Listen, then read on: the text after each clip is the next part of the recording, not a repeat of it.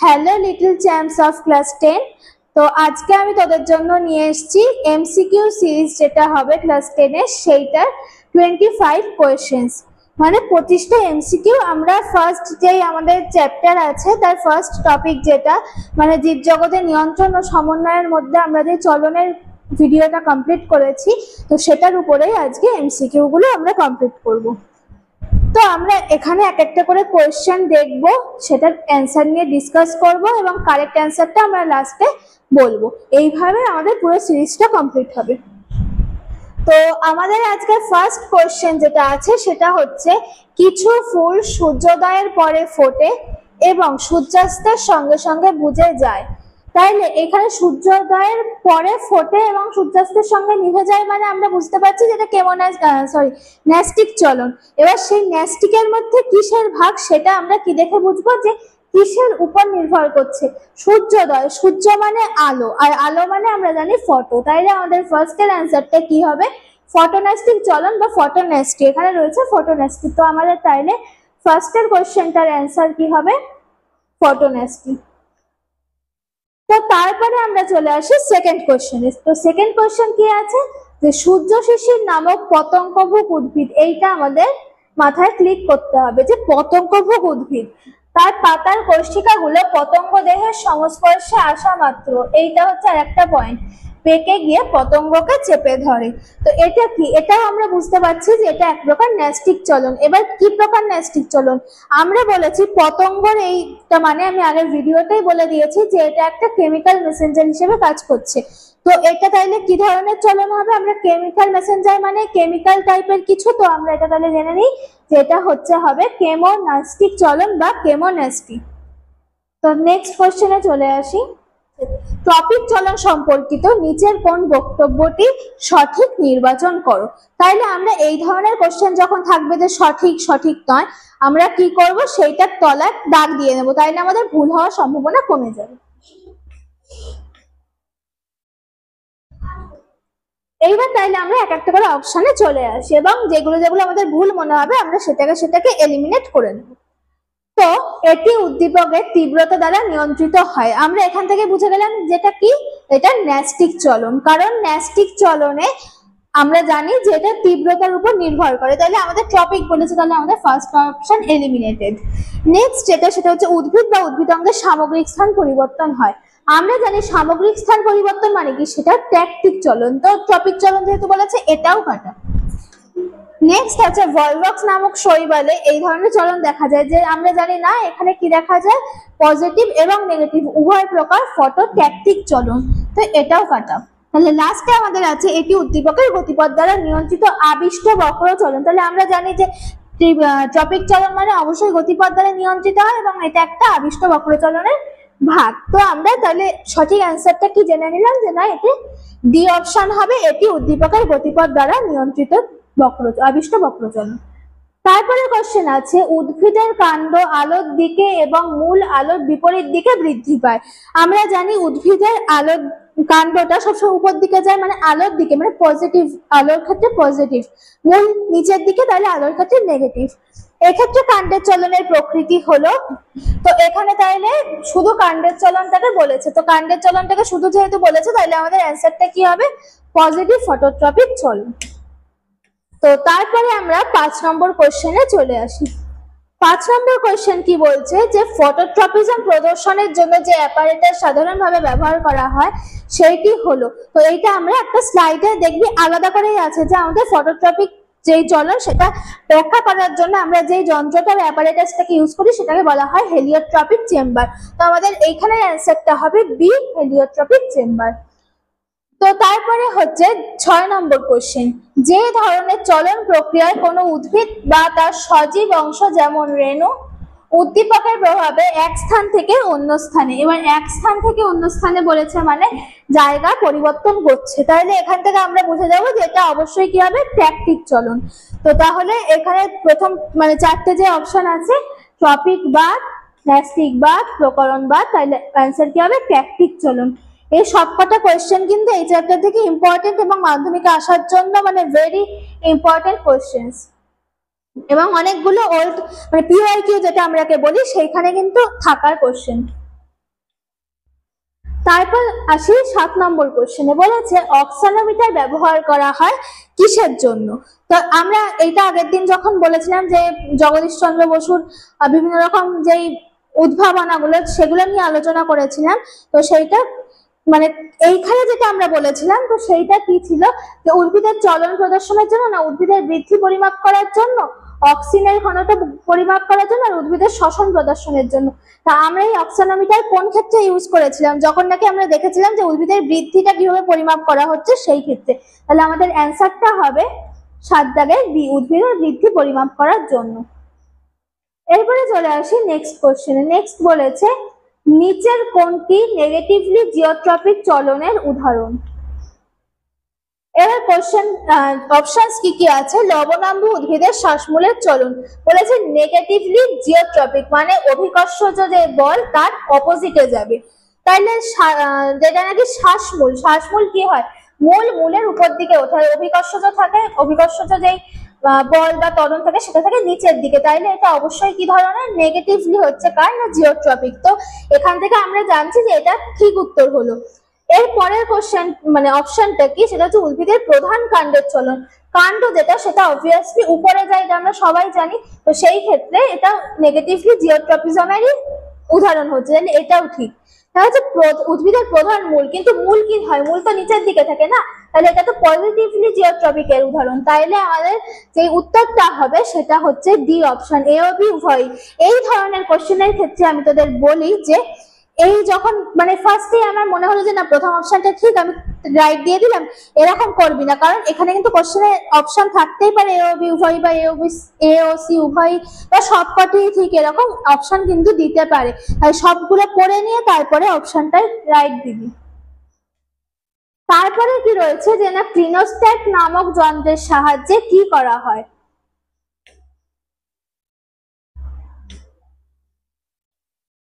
ফার্স্টে অপশনে বলেছে যে সিজমোনাস্টিক চলন প্রদর্শন করা হয়, তারপরে বলেছে জিওট্রপিজম প্রদর্শন করা হয়। এবার আমরা কি বলেছিলাম, ক্লিনোস্ট্যাট যখন পড়িয়েছিলাম একটা সেই যন্ত্রটাকে ঘোরানো হয় এবং তার মাধ্যমে কি দেখা হয় যে জিওট্রপিজম মানে জিওট্রপিজমের ব্যাপারটা আমরা এই ক্লিনোস্ট্যাট যন্ত্রের মাধ্যমে জানতে পারি। তাহলে আমাদের অপশন কোনটা কারেক্ট হবে, জিওট্রপিজম প্রদর্শন করার জন্য। তারপর আমরা চলে আসি 10 নম্বর কোশ্চেনে। 10 নম্বর কোয়েশ্চেন আমাদের বলেছে লজ্জাবতী বা টাচ মি নট প্ল্যান্ট যেটা সেই গাছের পাতা স্পর্শ করলে গুটিয়ে যায়, এটি কি ধরনের চলন।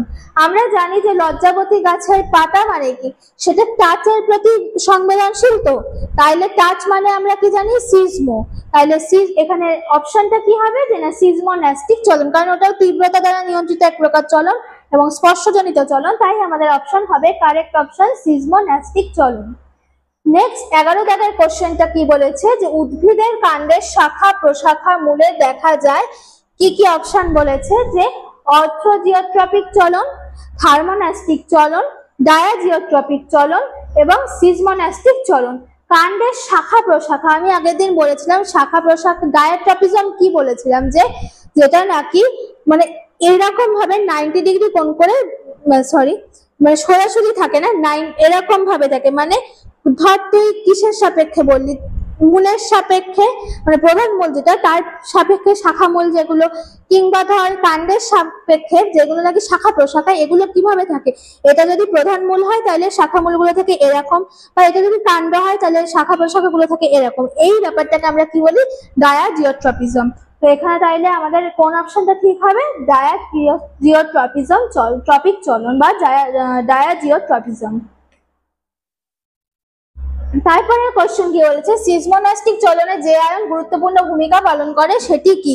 এটা আমি কিন্তু আগের দিন বলেছিলাম যখন নাকি এই লজ্জাবতী গাছ কিভাবে গুটিয়ে যায় এই পুরোটা এক্সপ্লেইন করছিলাম, তখন আমি বলেছিলাম যে এই ক্ষেত্রে পটাশিয়াম বা K+ আয়ন ভীষণভাবে মানে গুরুত্বপূর্ণ ভূমিকা পালন করে। তাইলে অ্যান্সার হবে কি পটাশিয়াম, বা এখানে কি রকম রূপে থাকে K+, এই হচ্ছে পটাশিয়াম আয়ন রূপে উপস্থিত থাকে। নেক্সট 13 দাগের যে কোশ্চেন সেটা কি বলেছে হরমোন যেমন অক্সিন, আমরা এগুলো উদ্ভিদ হরমোন যখন বলবো সেখানে জানতে পারবো বিভিন্ন অক্সিন সহ বিভিন্ন আরো উদ্ভিদ হরমোনের নাম বা ফাইটো হরমোনের নাম। তো তারপরে বলেছে বিভিন্ন আয়ন যেমন পটাশিয়াম উদ্ভিদের চলনকে নিয়ন্ত্রণ করলে তাকে কি বলা হয়। তো এই ধরনের যেই চলন সেটাকে মানে এই উদ্ভিদের চলনকে নিয়ন্ত্রণ করলে তাকে কি বলে, আমরা তাকে বলি আবিষ্ট চলন বা প্যারাটনিক বা ইনডিউস মুভমেন্ট। তাহলে আমাদের সঠিক অ্যান্সার হবে সি। তো নেক্সট আমরা চলে আসি 14 দাগের কোশ্চেনে। কি বলছে যে নিচের কোন তথ্যটি ট্যাকটিক চলন বিষয়ে সঠিক নয়। তো ট্যাকটিক চলন মানে আমরা কি জানি, স্থান পরিবর্তন করছে। তো প্রথম অপশনে কি বলেছে, বহিস্থ কোনো উদ্দীপকের প্রভাবে অর্থাৎ আবিষ্ট চলন। তারপরে বলেছে উদ্ভিদের বা কোনো উদ্ভিদ অংশের সামগ্রিক চলন। তো এটা আমরা জানি যে ঠিক, কারণ ট্যাকটিক চলন বলেছে এবং সঠিক। ও সরি, দেখলি আমারই ভুল হয়ে গেল। এটা দেখানোর জন্য আমি বলেছিলাম যে এইগুলো যখন দেবে তো তখন কোশ্চেনের তলায় দাগ দিয়ে নিবি। তো সঠিক নয় বলেছে। তো ফার্স্টে আমরা দেখতে পাচ্ছি বহিস্থ কোনো উদ্দীপকের প্রভাবে হয় অর্থাৎ আবিষ্ট চলন, এটা অবশ্যই একটা আবিষ্ট চলন। উদ্ভিদের বা কোনো উদ্ভিদ অংশের সামগ্রিক চলন, এটা সামগ্রিক চলন। এই ধরনের চলন উদ্দীপকের অভিমুখ অনুযায়ী হয়। হ্যাঁ, ট্যাকটিক চলন একমুখী হয় এবং উদ্দীপকের অভিমুখ অনুযায়ী হয়। আর লাস্টে বলেছে এই প্রকার চলনের মাধ্যমে উদ্ভিদের কাণ্ড আলোর দিকে বৃদ্ধি পায়, কিন্তু তা তো না, উদ্ভিদের কাণ্ড আলোর দিকে বৃদ্ধি পায় ফটোট্রপিক চলনের জন্য। তাইলে আমাদের সঠিক নয় যে অ্যান্সারটা, সেটা হবে এই অপশন ডি, এই প্রকার চলনের মাধ্যমে উদ্ভিদের কাণ্ড আলোর দিকে বৃদ্ধি পায়, এটা হচ্ছে ভুল অ্যান্সার। তারপর 15 দাগে আমরা চলে আসি। কি বলছে, নিচের কোন তথ্যটি ট্রপিক চলন বিষয়ে সঠিক নয়। আবারও এই সঠিক নয় যেহেতু বলেছে, তো আমরা সেখানে আন্ডারলাইন করে নিই। তো কি বলেছে, 1 নম্বরে যে এক ধরনের এটি আবিষ্ট বক্র চলন। তারপরে এইটা যখন বলেছে তার আমরা জানি যে ট্রপিক চলন বিষয়, এটা অবশ্যই একটা সঠিক তথ্য। তারপরে বি অপশনে বলেছে বহিস্থ উদ্দীপকের একমুখী গতিপথ অনুযায়ী সংগঠিত হয়। ট্রপিক চলন ইউনিডিরেকশনাল, আমি আগের দিন বলেছিলাম, ওই ভিডিওটা দেখবি সমস্ত অ্যান্সার গুলো এখানে মানে ওই ভিডিও থেকে উত্তর নিজেরাই করে নিতে পারছিস। তারপর উদ্ভিদ অঙ্গের রসস্ফীতি জনিত কারণে এই ধরনের চলন দেখা যায়। এবার আমরা কি জানি যে রসস্ফীতি জনিত চলন মানে কি, এটা কি ধরনের চলন, এটা ন্যাস্টিক চলন। তাইলে আমরা এখান থেকে পেয়ে গেলাম যে এই অ্যান্সারটা ভুল, মানে এইটা হচ্ছে সঠিক নয় যে তথ্যটা, সেটা আবার তাও লাস্টেরটা দেখে নি যে উদ্ভিদের মূলে এই ধরনের চলন দেখা যায়। আমরা জানি এখানে উদ্ভিদের মূলে ট্রপিক চলন দেখা যায়, যেমন নেগেটিভলি ফটোট্রপিক চলন কিংবা পজিটিভলি জিওট্রপিক চলন। হ্যাঁ, তাইলে আমাদের এখানে মানে যেটা নাকি সঠিক নয় হবে সেটা হচ্ছে অপশন সি হয়ে গেল। তাইলে আমরা এবার চলে আসি 16 দাগের কোশ্চেনটায়। 16 দাগের কোশ্চেনটায় কি বলেছে, নিচের কোন তথ্যটি ন্যাস্টিক চলন বিষয়ে সঠিক। তাহলে এখানে সঠিক বলেছে এবং বলেছে ন্যাস্টিক চলন। তাইলে ফার্স্টে বলেছে এটি এক ধরনের চলন যেটা নাকি আবিষ্ট সামগ্রিক চলন। তারপরে এবার এই ন্যাস্টিক চলন বিষয়ে তো আমরা জানি যে এটা সঠিক নয়, কারণ এটা আবিষ্ট সামগ্রিক চলন নয়। তারপরে বলেছে বহিস্থ উদ্দীপকের একমুখী গতিপথ অনুযায়ী সংগঠিত হয়। না, ন্যাস্টিক চলন তীব্রতা অনুযায়ী সংগঠিত হয়, তাহলে এটাও আমাদের ইনকারেক্ট। তারপর বলেছে উদ্ভিদের বিভিন্ন অঙ্গের অসম বৃদ্ধির কারণে এই ধরনের চলন দেখা যায়, এইটাও ভুল, কারণ এখানে অসম বৃদ্ধির কারণে ন্যাস্টিক চলন, এটা তীব্রতা জনিত চলন, তাইলে এটাও ভুল। লাস্টে আছে কি পতঙ্গভুক উদ্ভিদে পতঙ্গ ধরার ক্ষেত্রে, তাইলে আমরা জানি যে এই ক্ষেত্রে এটা কি হয়, কেমোন্যাস্টিক চলন। তাইলে এখানে ন্যাস্টিক চলনের সঠিক বিষয় হচ্ছে লাস্টেরটা। তাহলে আমাদের এখানে সঠিক উত্তর কি হবে, এই ডি, পতঙ্গভুক উদ্ভিদে পতঙ্গ ধরার ক্ষেত্রে এই ধরনের চলন দেখা যায়। তো আমরা 17 নাম্বার কোশ্চেনে চলে আসি। কি বলেছে, উদ্ভিদের চলনের ক্ষেত্রে নিচের কোনটি আলাদা। তো এখানে কোশ্চেনের মধ্যে এবার এই কোশ্চেনটা কিন্তু বুদ্ধি খাটিয়ে করতে হবে। তো ফার্স্টে বলেছে বিচ্ছুরিত লাল আলু, সেকেন্ডে বলেছে 40 ডিগ্রি সেন্টিগ্রেড তাপমাত্রা, 3 নম্বর হচ্ছে অভিকর্ষজ বল এবং 4 নম্বর অক্সিজেন হরমোন। আমরা এই সাধারণভাবে কি জানি যে মানে আমরা তো এইটুকখানি বুঝি যে হরমোন নিশ্চয়ই বাইরে থাকবে না, গাছের ভিতরে থাকবে, কিন্তু বাকি যে তিনটে সেই তিনটেই কিন্তু এক্সটার্নাল উদ্দীপক, তাই না। তা আমরা আগের দিন 2 ধরনের উদ্দীপকের কথা জেনেছি, একটা হচ্ছে ইন্টারনাল উদ্দীপক আর একটা এক্সটার্নাল উদ্দীপক, মানে বাহ্যিক আর অভ্যন্তরীণ উদ্দীপক যেগুলোকে বলে। তো ফার্স্টের তিনটে কি বাহ্যিক উদ্দীপক বা এক্সটার্নাল স্টিমিউলি, আর লাস্টেরটা কি অক্সিন হরমোন হচ্ছে অভ্যন্তরীণ উদ্দীপক বা ইন্টারনাল স্টিমিউলাস। এবার তাইলে আমরা এখানে আলাদা কোনটাকে করতে পারলাম, যেহেতু এটা লাস্টেরটাই কেবলমাত্র ইন্টারনাল স্টিমিউলাস, তাই আমরা ডি অপশন যেটা আছে অক্সিন হরমোন ওটাকেই মানে আলাদা হিসেবে ধরলাম এবং ওটাই আমাদের কারেক্ট অ্যান্সার।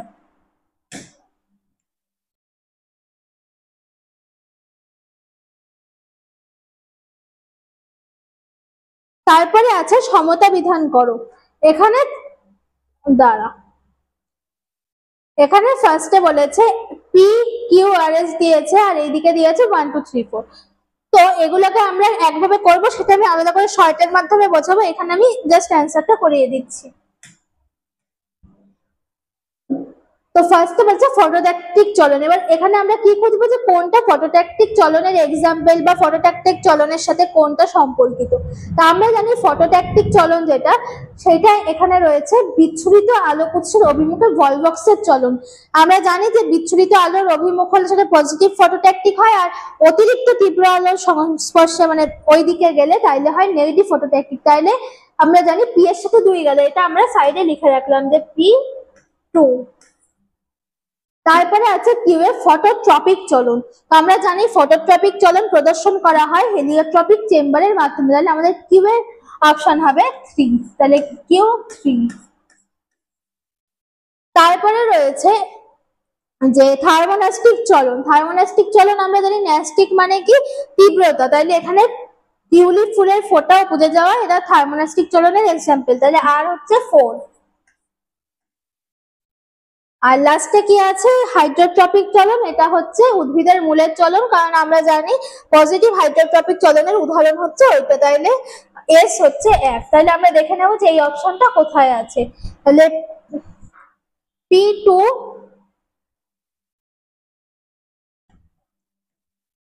এখানে দেখে নি P2Q3, এই জায়গায় এই একটা অপশনেই আছে যে P2Q3। তাইলে আমাদের কারেক্ট অ্যান্সারটা কি হবে P2Q3 R4S1, এটাই আমাদের এসেছিল।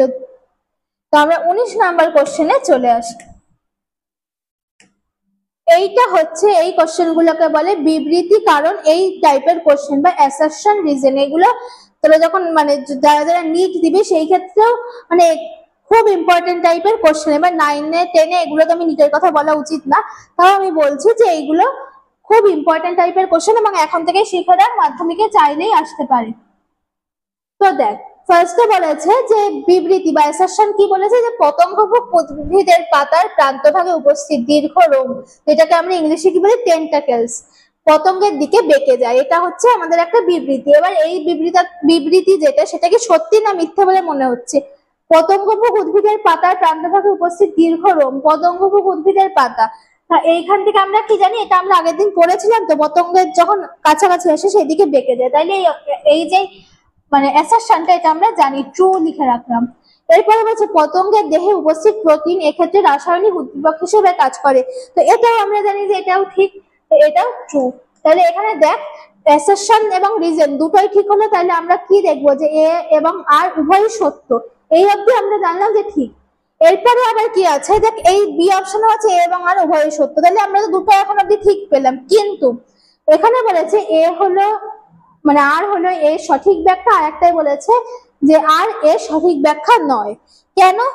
এটা সঠিক ব্যাখ্যা তো অবশ্যই, কারণ আমরা আগের দিনে জেনেছি যে রাসায়নিক উদ্দীপক হিসেবে প্রোটিনটা কাজ করে এবং সেই কারণে এই রোমগুলো পতঙ্গের দিকে বেঁকে যায়। তাই না আমাদের উত্তরটা সঠিক হবে হচ্ছে এ এবং আর উভয়ই সত্য এবং আর হলো এর সঠিক ব্যাখ্যা। তাহলে আমাদের অ্যান্সারটা হবে এ যেই অপশনটা সেটা।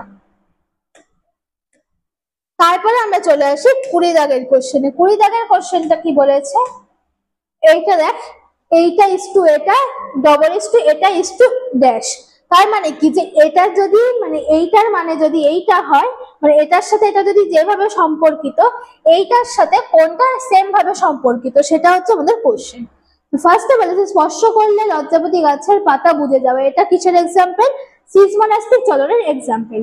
তার সাথে কি বলেছে আলোক উৎসের দিকে কাণ্ডের বেঁকে যাওয়া। আমরা কি জানি আলোক উৎসের দিকে কাণ্ডের বেঁকে যাওয়া মানে কি, ওটা অবশ্যই ট্রপিক চলন, ফটোট্রপিক চলন এবং সেটা পজিটিভ ফটোট্রপিক চলন। তাহলে আমাদের কোথায় আছে, বি অপশনে আছে পজিটিভ ফটোট্রপিজম। তাহলে আমরা অ্যান্সার পেয়ে গেলাম যে এটার ডবল ইস্টু দিয়ে যে কোশ্চেনটা, সেটার অ্যান্সার হচ্ছে বি পজিটিভ ফটোট্রপিজম।